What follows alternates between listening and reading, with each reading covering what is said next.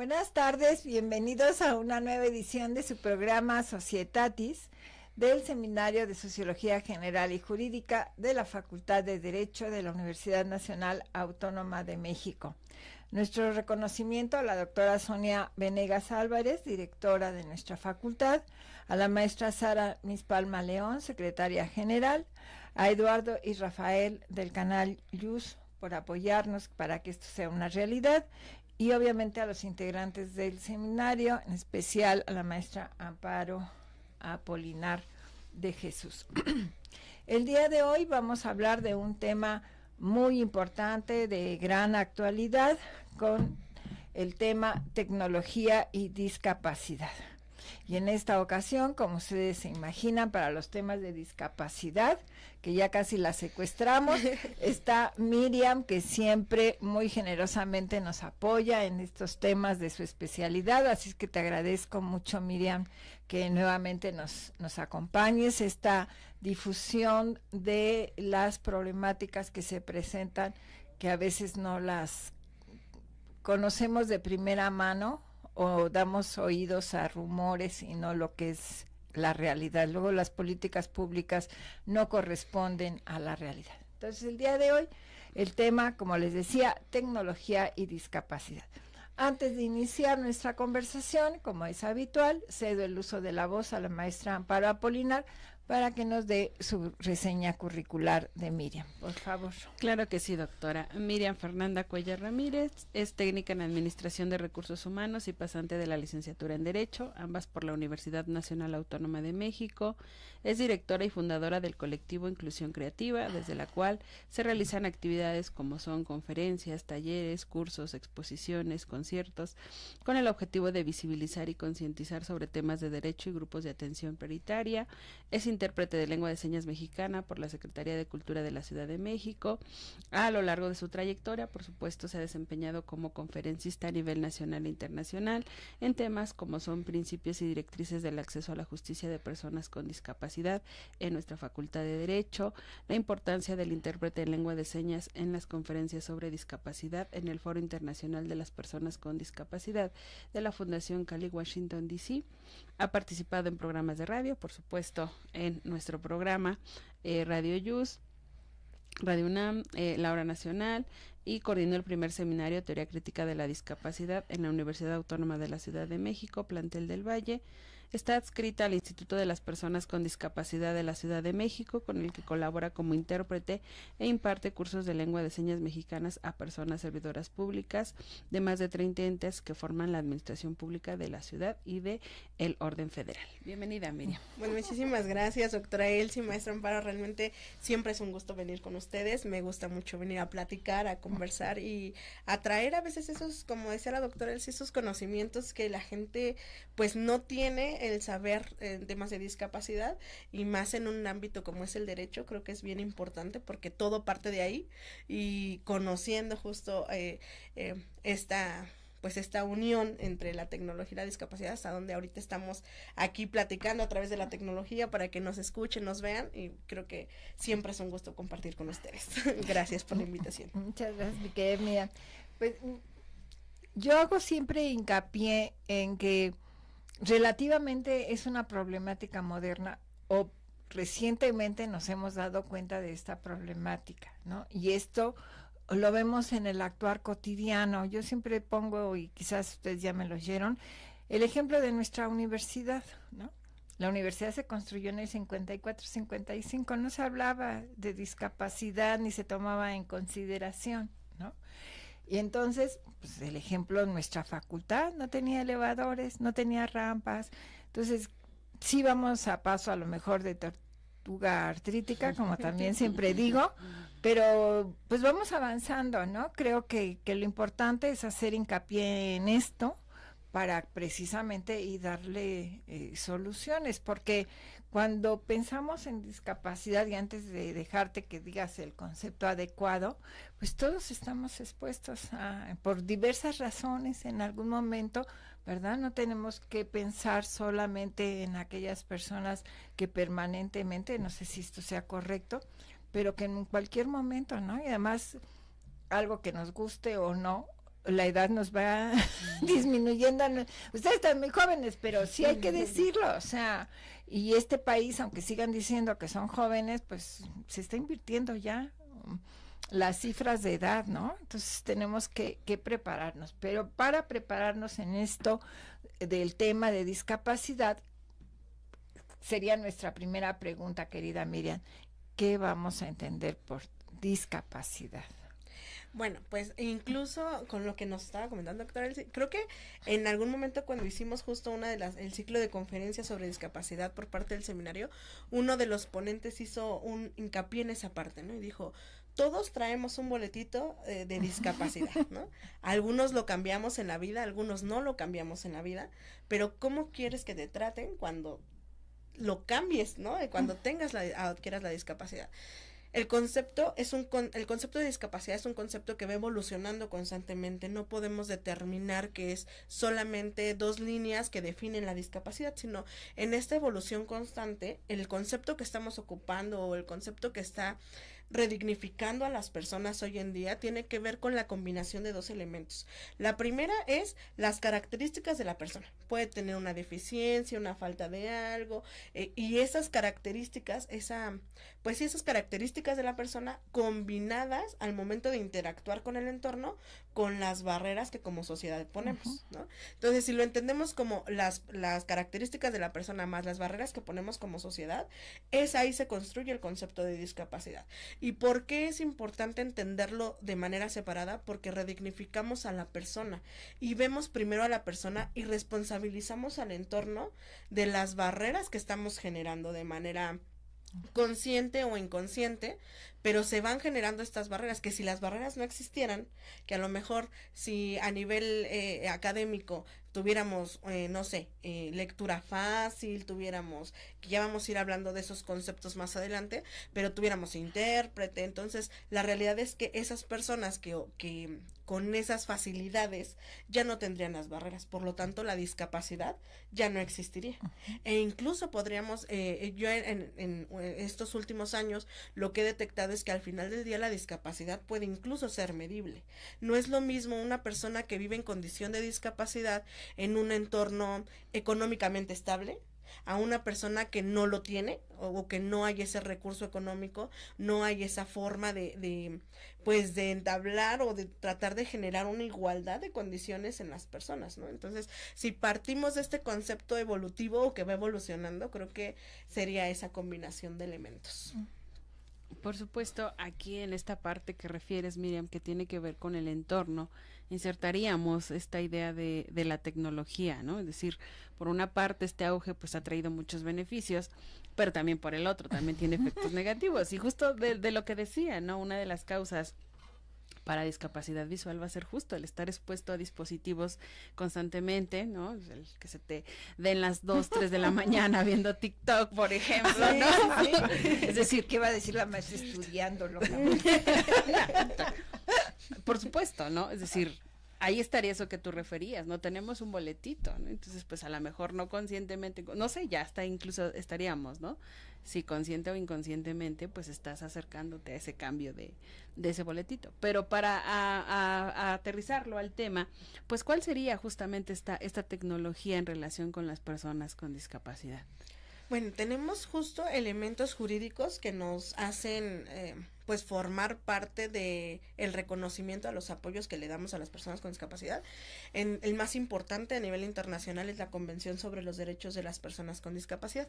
Y en esa convención pues nos habla de varios elementos y de varios derechos a los que las personas deberían de tener acceso de manera natural, ¿no? O sea que sí vamos a ir a lo mejor componiendo ciertas cosas, ayudándolos de ciertas otras, pero nos habla de conceptos bien específicos, como lo son los ajustes razonables, el diseño universal, y aquí entra la tecnología con las ayudas técnicas, ¿no? Entonces, esta parte de los ajustes razonables vamos a buscar crear un ajuste momentáneo para poder darle la atención a la persona que vive en condición de discapacidad.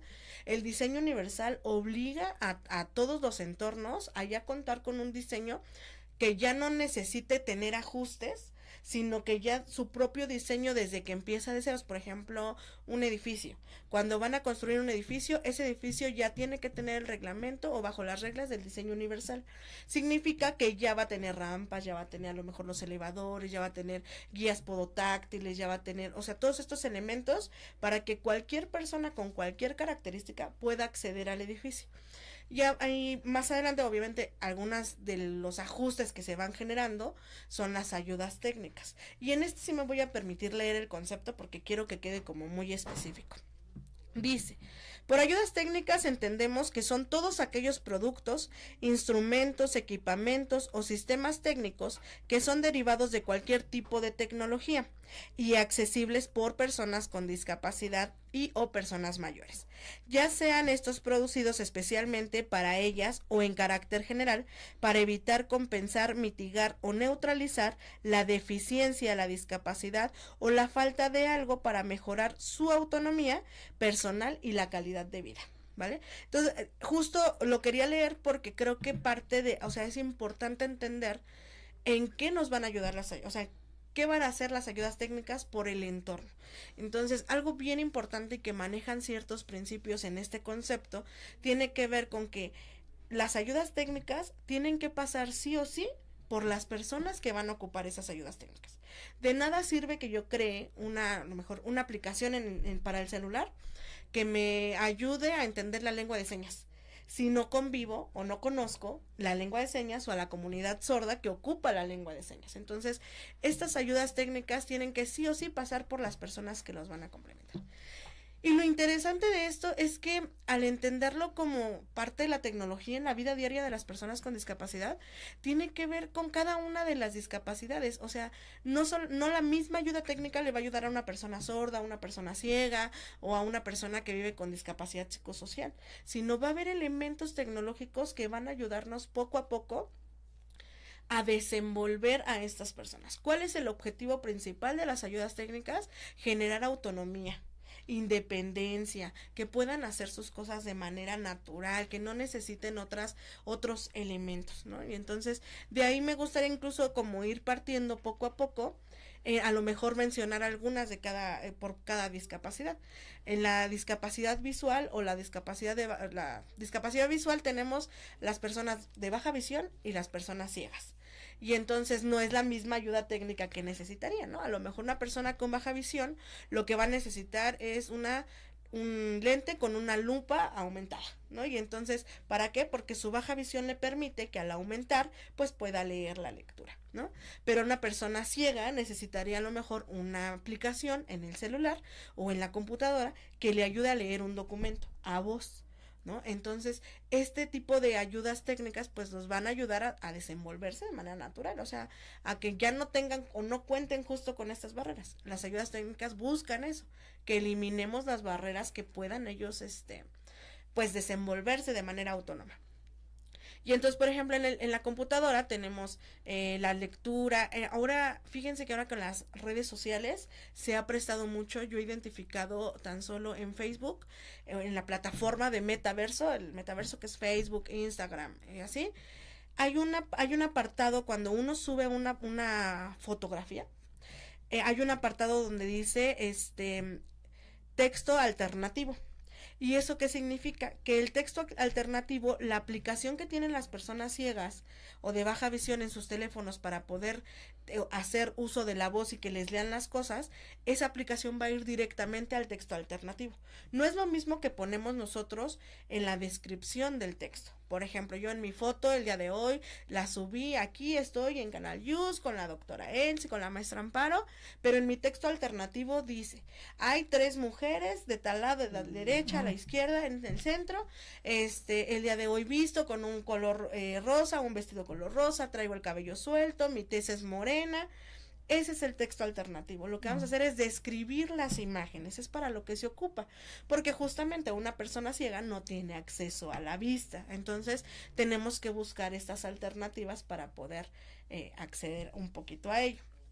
En otros casos, por ejemplo, hoy en día hay aplicaciones que nos ayudan a comunicarnos en señas, ¿no? Y obviamente en México todavía está en pañales en muchos temas, pero en la tecnología pues más, ¿no? Porque nos llega, si en otros temas nos llegan atrasados la tecnología, pues más porque no hay una inversión, no hay un recurso que le destinemos para poder desarrollar la tecnología. Y entonces, por ejemplo, hay las aplicaciones que tienen como enseñanza la lengua de señas. Desde mi perspectiva yo digo, bueno, nada más te están enseñando las señas, ¿no?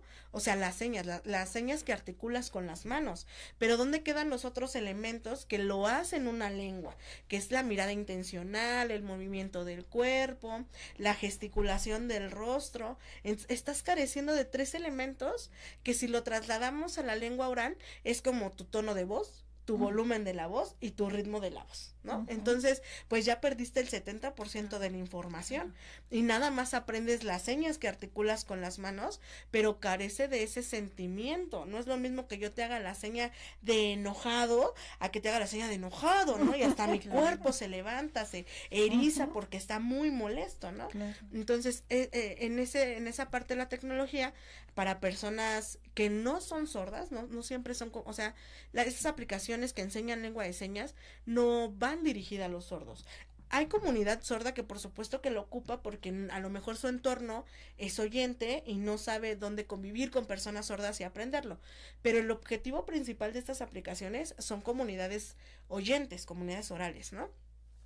Y sin embargo hay otras aplicaciones como ABA, como que nos ayuda. A lo mejor tuve en algún momento un chico que estaba perdiendo la audición, pero estaba perdiendo la audición, o sea, su entorno siempre fue el español escrito o hablado, y entonces él me daba un micrófono cuando yo daba clase, y él a través me ponía el micrófono y en su celular me iba siguiendo lo que yo iba diciendo, porque la aplicación lo que hacía era transcribir lo que estaba escuchando.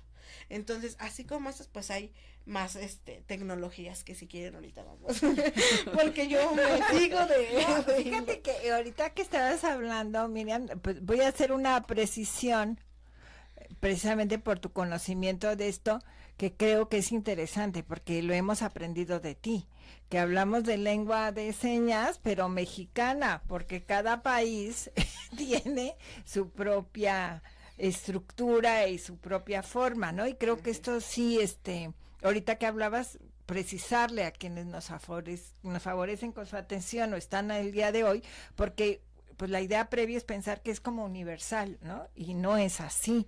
O sea, cada país, precisamente con lo que estás diciendo, el contexto, las características, la forma de ser y eso, pues ha creado su propia forma de hacerlo, porque antes de esta precisión que la hemos aprendido de ti y que la estoy diciendo yo ahora, creo que es importante destacarlo, ¿no? No es universal, porque yo creo que parte de la creencia es que esto es universal, ¿no? Y si yo aprendo lo que nos enseñaste de lengua de señas mexicana y vamos a otro país, pues a lo mejor no nos vamos a poder comunicar y vamos a decir, ¿qué pasó, mi querida Miriam? No nos enseñaste las palabras adecuadas, ¿no? Claro, y que yo creo que ahí es donde la tecnología también debe tomar en cuenta eso, es decir, sí habrá parámetros que sean como universales, ¿no? Pero al final sí tiene que aterrizar en el caso específico, ¿no? De la realidad mexicana. Así es. De hecho, en la lengua de señas tenemos lo que conocemos como signos de señas internacionales, que son señas que se utilizan más como en foros internacionales, como lo es la Corte Interamericana de Derechos Humanos, la OMS, la Corte Penal, o sea, de ahí lo utilizamos, signos de señas internacionales, para que ya cada país lo baje a su lengua de señas local, ¿no? Entonces aquí la mexicana, incluso en México contamos ya con la lengua de señas maya yucateca y se está estructurando y formalizando la lengua de señas, me parece que otomí, en una parte de Guerrero. Entonces, realmente, pero creo que lo que a veces no notificamos o no logramos ver es que en la propia lengua oral, o sea, el propio español en México no es el mismo en el norte que en el sur, que en el centro. Entonces, esto al momento de equipararlos o de hacerlos que tienen el mismo peso como una lengua, pues tenemos que entender que en el norte habrá algunas señas que se hacen de manera diferente en el centro que en el sur y así, ¿no? Pero tiene que ver con eso. La lengua de señas tiene, al menos la americana, la mexicana y la brasileña, tiene una carga muy importante de la lengua de señas francesa. Es como el latín para el español. son como sus raíces. Sin embargo, en una tesis doctoral que hablaban de la lengua de señas, mencionan que se hizo una comparación de estos 3 idiomas y realmente el entenderlo fue un 30% de todo lo que se decía, y ese 30% tiene que ver con las pantomimas, que es lo que tú haces en acción se refleja en la vista, ¿no? Por ejemplo, si yo hago este movimiento y si no les doy contexto, puede ser que estoy abriendo el tanque de gas, que estoy abriendo una llave, que estoy exprimiendo una naranja, o sea, necesito tener un contexto para saber qué significa este movimiento. Esa es una pantomima. Entonces, el 30% incluyendo que son de lenguas francesas de su raíz, nada más eran pantomimas. Y algo que pasa justo ahora con la tecnología, después de que nos ataca el COVID-19, realmente la comunidad sorda pues surge. Yo siento que fue como el auge de la lengua de señas, porque se dieron cuenta de varias aplicaciones, o sea, Skype, Zoom, aplicaciones que les daban esta apertura de hacer videoconferencias. Yo siento, ese es mi análisis, Miriam, no soy lingüista, pero en mi análisis yo creo que realmente las diferencias o las variantes que existen en la lengua de señas a nivel México, por ejemplo, por región, tienen que ver con esta descripción que se hacía previo, ¿no? Había una persona oyente que le hablaba por teléfono a otra persona oyente, o que se escribían una carta y decían, lo escribían en códigos, ¿no? Tal código para tal, esos son los parámetros de la lengua de señas, para la forma de la mano, a la dirección de la mano, el movimiento que hace la seña. Entonces todo era a través de códigos. Entonces yo siento que al hacer eso, pues yo leía los códigos y yo hacía los códigos como yo los entendía, ¿no? Entonces siento que eso fue lo que provocó tantas variantes a nivel nacional. Se ha tratado de homologar, pero no se ha conseguido porque la lengua en su naturaleza evoluciona constantemente, ¿no? Cuando lo dices tan fácil, ¿no? Vamos rápidamente, ¿no? Pero cuando nos damos cuenta de la tecnología y somos conscientes, o cuando menos los ahora importantes adultos mayores, nos damos cuenta que vas perdiendo estas habilidades, o en relación a la tecnología podemos considerar que hay quienes no nos preocupa sobremanera, ¿no? Creo que al final se está yendo a un grupo relativamente joven, a un grupo que está muy interesado en esto. Mi pregunta va en el sentido de estas personas mayores, ¿cómo las podemos incorporar, o cómo sabes o cuál es tu experiencia en relación a esto, ¿no? Porque si, digamos, entre comillas, no podemos acceder fácilmente a, no sé si me explico lo que te estoy diciendo, ¿no? Si gente o personas como yo, que dicen, bueno, pues sí, está muy interesante, pero yo lo único que sé es aquí mandarte un mensaje, que me cansa estar escribiendo porque luego las letras están tan diminutas, ¿no? O puedo llamar por teléfono, te digo por experiencia propia, ¿no? A ver, ¿por qué no tiene un teléfono más moderno? Porque no lo voy a saber usar. Esa es la realidad, ¿no? Si con trabajo puedo mandar un mensaje y hablar. Entonces, en este sentido, ¿qué se está haciendo para estas personas precisamente con discapacidad? ¿Cómo involucrarlas en la tecnología que en principio, con lo que nos has dicho, les favorece mucho, ¿no? Pero ¿qué se está haciendo que sepas tú en relación a estas personas adultas mayores? Hay varios elementos. Yo he convivido, trabajado con dándoles la atención a personas, a grupos de personas de adultas mayores, y el primer paso creo que es aceptar que hemos avanzado, ¿no? Aceptar que hemos crecido, porque yo lo veo con mis papás, ¿no? Mis papás ya son personas son mis 2 hijos de 70 años. Entonces, mis hijos de 70 años les cuesta trabajo justo avanzar en este proceso y entender que hay evolución, ¿no? Mi papá, cuando recién le pongo yo la aplicación en la televisión y le digo, aquí le apachurras y pides qué quieres ver, siempre hacía Netflix, por favor, ¿no? Y entonces era de, claro, eso, Netflix, y ya se acabó, ¿no? Y entonces ahora es como de esta convivencia con la tecnología. Uh-huh. Entonces, primero dar ese paso de saber, bueno, ya podemos aprovechar todos estos elementos, y posteriormente acercarlos. Hay uh-huh. diferentes universidades del adulto mayor, hay casas de atención al adulto mayor. Me tocó trabajar grupos pequeños que se iban formando, o sea, como vecinos que ya se conocían, y ahí lo que hacíamos justo era como darles clases de computación, lo básico, cómo entrar a internet. Ah, bueno, pues lleven su cuadernito y van, y son personas bien lindas porque van apuntando lo que los jóvenes ya no hacemos, lo hacemos de manera muy automática porque crecimos con esa parte de la tecnología. Pero es paso 1, prender la computadora. ¿Cuál es el botón para prender la computadora? Porque aparte, la realidad es que los adultos mayores también es un grupo que ha quedado demasiado rezagado y que no ha tenido esa importancia, ya sea de la familia o del mismo contexto social, de acercarlos y decir, a ver, ven, esto es lo que está pasando, pero te vamos a llevar de la mano, ¿no? Y entonces en los teléfonos, por ejemplo, yo con mis papás, lo primero que hice cuando les di los teléfonos fue aumentarles la letra, porque lo dijo bien, ya no lo podían ver, ¿no?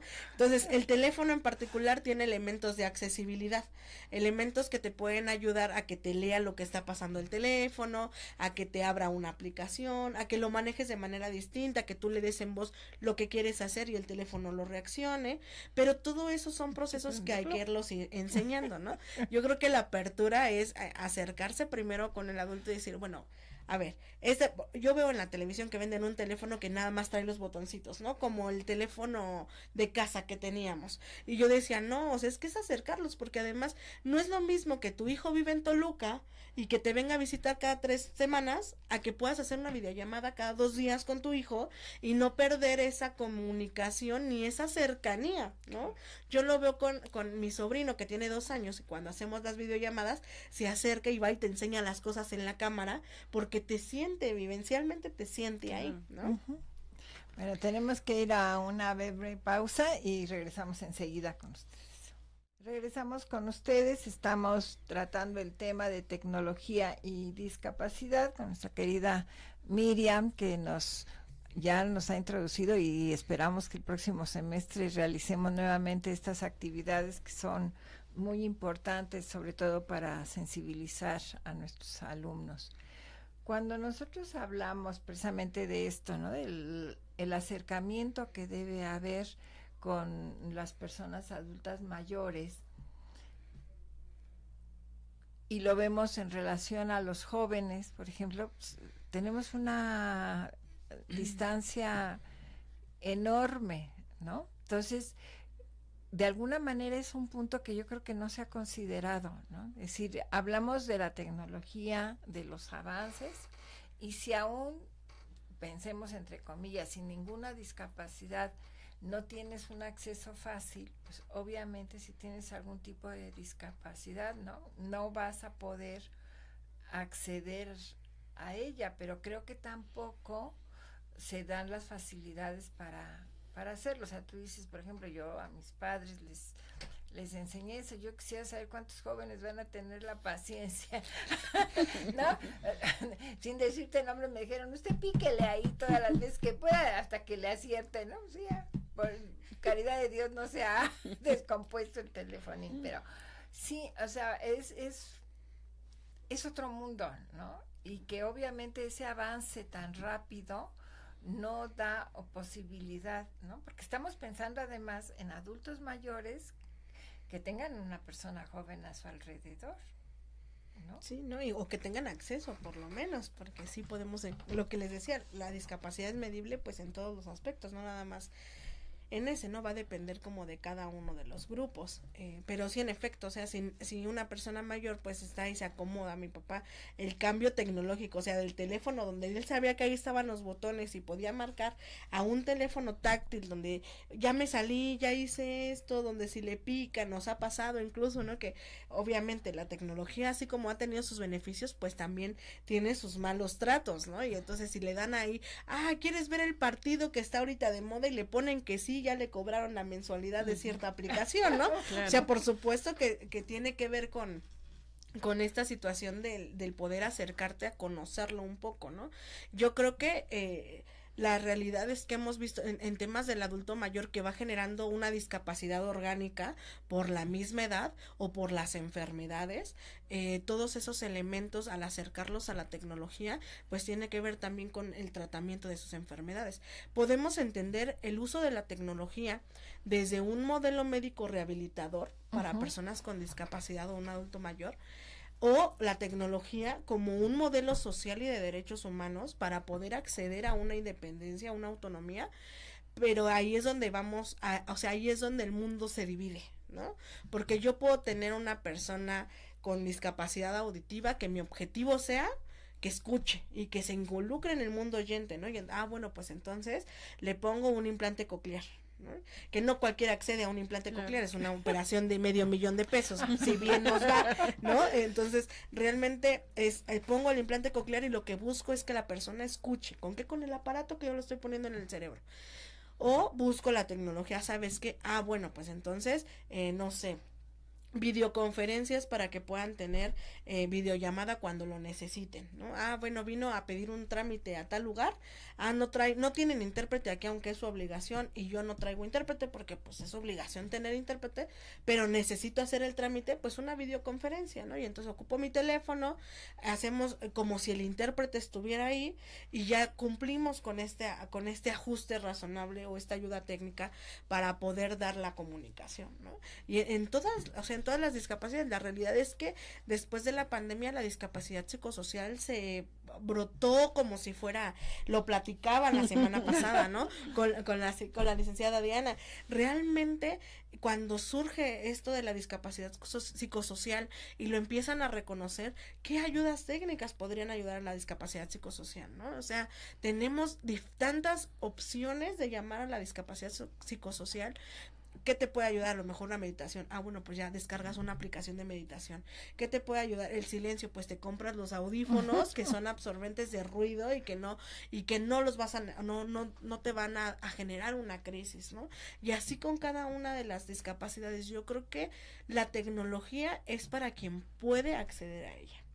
Tenemos elementos importantes que nos dan ese acceso por el entorno, por lo que estamos viviendo, pero personas, por ejemplo, que tienen un accidente, un accidente en la médula ósea, y entonces su parálisis del cuerpo, y entonces son estos elementos, ¿sabes que ya perdí una pierna? Bueno, pues buscamos una prótesis, y esa prótesis, ¿qué tipo de prótesis va a ser? ¿Va a ser una prótesis que te permita caminar o nada más, o que te permita que tu cerebro, porque imagínense el costo de ese tipo de prótesis, ¿no? Que ya tiene ciertos nervios, ciertos elementos tecnológicos que ayudan a recuperar la movilidad desde tu cerebro para que la prótesis pueda tener como independencia, ¿no? Cuando quieras moverlo, la mano, los pies. En algún momento crearon como una mano que tenía varias, o sea, era como un guante. Y entonces lo que hacía el guante era, tú hacías la seña y el guante tenía un micrófono que decía a voz lo que era la seña. Pero parecía esto justo, perdí estos elementos que les mencionaba, el del cuerpo, la mirada y la gesticulación, pero al menos la seña te decía lo que estaba diciendo la seña. A lo mejor no te decía en qué tono te estaba invitando al cine, ¿no? Pero te decía que iban al cine. Entonces, este tipo de tecnologías cada vez van avanzando más, ¿no? Y cada vez van ayudando más a una independencia. La comunidad sorda en particular, pues su lengua de señas o su naturalidad ahora están, de verdad yo veo a los sordos y me emociona el cómo están evolucionando en este aspecto, pero es el tener, ya no se limitan a tener amigos de su región o de su estado, yo conozco a un sordo de Tijuana y conozco un sordo de Mérida y conozco un sordo de Brasil y me está enseñando libras, ¿no? Y conozco un venezolano y me está enseñando libras, y, o sea, me está enseñando la lengua de señas venezolana. En algún momento me tocó interpretar a migración, y entonces tuvo que ir un sordo porque el sordo que me acompañó sabía lengua de señas venezolana y americana. Íbamos a ayudar a un inmigrante, me parece que venezolano, y entonces lo que hacía era el sordo, o sea, los dos sordos se comunicaban, el sordo me lo pasaba la lengua de señas mexicana y yo ya lo comunicaba a voz, ¿no? Entonces este tipo de elementos son los que podemos ir sustituyendo, que ya no sabría cómo sustituirlo de manera positiva o de manera negativa, ¿no? Pero al sustituir estos elementos para poder dar una atención más eficaz o eficiente podría ser, ¿no? Por supuesto, aquí dos cosas que has dicho súper bien, ¿no? Esta parte de verlo que hay que brindarles esta autonomía e independencia, ¿no? Porque muchas veces lo vemos así de, ay, pobrecito, y dale su ayudita, ¿no? No, cuando en la realidad y bajo esta nueva perspectiva es, no, o sea, ¿cómo voy a crear este suelo igual para todos, ¿no? Y que ahora se vería en estos términos de inclusión, ¿no? Es decir, cómo lo voy a incluir, pero de esa manera activa, no de esa manera independiente, de esa manera autónoma. Justo lo que decías de los adultos mayores, ¿no? La problemática que tienen con la banca en línea, ¿no? Y entonces, pues hubo muchas quejas de adultos mayores, es que no me traten como un inútil, como que no sé, sino que quiero que al contrario me enseñen, ¿no? O sea, porque todavía puedo aprender, porque todavía puedo valerme por mí mismo, pero necesito a lo mejor un poco de más de tiempo, ¿no? Para aprender cómo se maneja una aplicación. O lo que incluso, ¿no? Se hizo de esta parte de hablar con una persona, ¿no? O sea, esta parte intergeneracional, pues sí, a lo mejor los más jóvenes dicen, ¿no? ¿Para qué me hablas si me puedes mandar un mensajito? Los más antiguos diríamos, ¿no? Que necesito hablar con alguien, ¿no? Necesito ese contacto físico porque en ese ambiente, ¿no? Entonces, pues, ¿cómo compaginar esto? Y que justamente esa debe ser la visión, o no sé qué pienses bajo esta perspectiva de inclusión, ¿no? Es decir, cómo la tecnología nos puede ayudar a ser más inclusivos en ese sentido. Sí, creo que en esta parte de que mencionaba de la banca móvil es bien interesante. O sea, creo que todo tiene que ver con el capitalismo, y no soy marxista, pero en realidad todo tiene que ver con el capitalismo, porque al banco no le va a interesar abrir un curso que te diga, oye, ¿cómo utilizas la banca móvil para esta población? Porque al final es capitalista, ¿no? O sea, al final, ¿qué me puede dar esta población si ya terminó de generar? Me interesa la edad productiva, la edad que está generando, pero déjenme decirle a los bancos que la edad productiva no estamos generando, estamos más endeudados, estamos pagando, tratando de pagar nuestras deudas, porque realmente no hay una igualdad de condiciones, y la edad en la que tendrías que generar se está recorriendo. O sea, la edad que tendríamos que estar siendo productivos de los 30 a los 40 años, estás recorriéndolo hasta los 40, porque de los 30 a los 40 estás encontrando qué vas a hacer con la vida, porque ya no hay estas posibilidades para hacer las cosas, ¿no? Y entonces ahí es donde creo que la falta de interés. Bueno, ya vi que pues sí, pues tu pensión te sigue generando. Se les olvida que la pensión le sigue generando a los bancos esta ganancia que están trabajando constantemente en la bolsa para poder decir, bueno, pues tengo que cuidar a mis adultos mayores, ¿no? O sea, creo que eso es lo que les hace falta, que necesitan tener una visión más social. O sea, creo que es lo importante, ver una visión social para que a raíz de esa visión tú puedas decir, bueno, no necesito a lo mejor la banca móvil enseñárselo a los jóvenes, porque de manera natural el joven sin miedo le va a dar clic, ¿no? Y ya si pasa algo se regresa, apaga el celular y lo reinicia, pero las personas más adultas no lo van a hacer, ¿no? Y ahora trasladándolo incluso, ¿qué pasa con una banca móvil que te pide registrar la huella? ¿Y qué pasa si no tienes manos? Yo te voy a decir una cosa, te voy a decir por qué se ríe ella. Tú no lo sabes, querida Miriam, pero yo soy extraterrestre. No tengo huellas. Bueno, tengo dedos, pero las huellas no me las registran. Por la edad, porque me las lavé mucho, porque me las tallé mucho, por lo que tú quieras. No sabes el problema que tengo con las huellas. En algunos lugares que son sensatos, pues puedes hacerlo de otra manera. En la misma facultad, pues con mi número de trabajador. Pero en el banco es pavoroso, porque me está viendo el sujeto o sujeta de ahí, 3 millones de identificaciones, y las huellas no me las registra. Entonces, es pavoroso porque no sabes qué hacer, y el empleado, pues como le dijeron, usted le tiene que registrar las huellas, pues no puedes hacer nada. Oiga, es mi dinero, quiero hacer este trámite y esto. No soy la única en el planeta, o sea, sí. En la misma facultad yo conozco a varios maestros y maestras que tenemos este problema. ¿Por qué es? No lo sé, ni tampoco me he preocupado de hacer una investigación científica de por qué, pero no se me registran mis huellas en ese, ¿no? Entonces, no solamente en este sentido yo sería una discapacitada de mis huellas, porque no, pues por eso se reía tan jubilosamente la maestra Amparo, porque sabe las problemáticas y los problemas que he tenido con esto, que dices. Entonces, en este sentido, ¿no? Con toda precisión quizás, yo podría decir, yo soy una discapacitada de huellas, no me las registran. ¿Por qué? Te digo, no sé, si me las tallé mucho, me las lavé mucho, ya estoy muy mayor, todo, pero creo que en ese sentido los bancos no tienen una solución, ni muchas otras instituciones tienen una solución a esto, ¿no? Bueno, a mí me ha pasado en el Fobiste, en el ISSSTE, o sea, donde vayan, que digan, ponga sus huellas, no sabes, me da la depresión. Me ha tocado gente muy atenta que he estado hasta 2 o 3 horas tratando de que, y no me las registra. Entonces, creo que esto también nos debe crear una visión distinta, ¿no? O sea, lo normal es que tengas tus huellas. Problema que yo no tenía cuando era el cojín, ¿no? Pues, no había problema, pero ahora sí. Entonces, yo lo que quisiera rescatar de esto es esto, que a lo mejor esta tecnología nos es muy buena, espectacular, más certeza, todo lo que tú quieras, ¿no? Y bueno, te podría dar otro ejemplo, o sea, me hice una de esos de los bancos también, que te piden tu, no sé cómo le llaman, que registres tu de esto, ¿no? Pues se me ocurrió hacerlo no maquillada, y entonces maquillada no me reconocía. O sea, sí. Yo estoy de acuerdo, la modernidad es muy moderna, pero entonces, ¿qué pasó? O sea, mis rasgos físicos, se me maquillo, ya no son los mismos. O que tuvieras un accidente y que justo, que ¿no? Entonces, por eso, ¿qué hacemos frente a eso? Es que justo, o sea, creo que por eso es importante la visión social, porque si tú lo ves desde los, o sea, no hay activistas que son activistas de la discapacidad hasta que adquirieron la discapacidad, ¿no? O sea, que realmente ni volteaban a ver la discapacidad hasta que ya tuvieron un problema con la discapacidad o ya lo vivieron de manera presencial.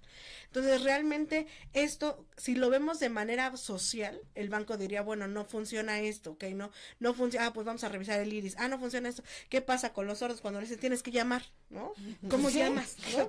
Hay un banco por ahí que está trabajando con el intento de hacer videollamadas en lengua de señas, pero pues si sus contratados tienen el nivel básico -1 de lengua de señas, ¿no? Entonces, ¿qué tipo de calidad o de servicio le estás dando a las personas? Entonces, yo creo que ese tema quedaría pendiente, doctora Elsie, sí, claro, pero la visión, considero que la visión social es como la llave para abrir todo, o sea, si tú lo ves desde la manera social, vas a entender que cada individuo es diferente y que no necesitas englobar, sí va a haber acciones o actitudes que puedas generalizar, pero todos en la particularidad somos diferentes, entonces de ahí partimos para poder dar una atención más de calidad y pues con mejores resultados, claro, incluso, ¿no? Pues mi querida Miriam, se nos termina el tiempo, pero así nos da oportunidad de volvernos a reunir. Públicamente te comprometo para que hagamos unas conferencias en nuestro próximo semestre, ¿verdad? Para seguir ahondando en estos temas. Te agradezco infinitamente que estés hoy con nosotros y a quienes nos acompañaron. Le mando un saludo a Alejandro, que no nos abandona y está con nosotros en el programa. Nos vemos la próxima semana en una nueva edición de Societatis. Hasta entonces, bonita semana. Gracias.